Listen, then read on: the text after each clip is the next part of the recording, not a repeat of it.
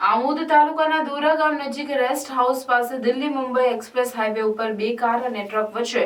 Triple અકસ્માત સર્જાતા ગાડીમાં સવાર માતા અને પુત્રનું અકસ્માતમાં કરુણ મૃત્યુ થયું હતું, જ્યારે પિતા અને પુત્રને સામાન્ય ઈજાઓ થઈ હતી।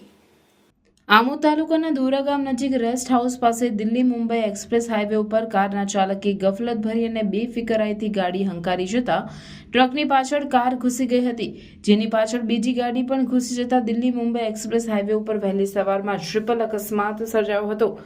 જે અકસ્માતમાં કારમાં સવાર માતા નિશાબેન અશોકભાઈ પટેલ તેમજ તેમના પુત્ર નિર્મિત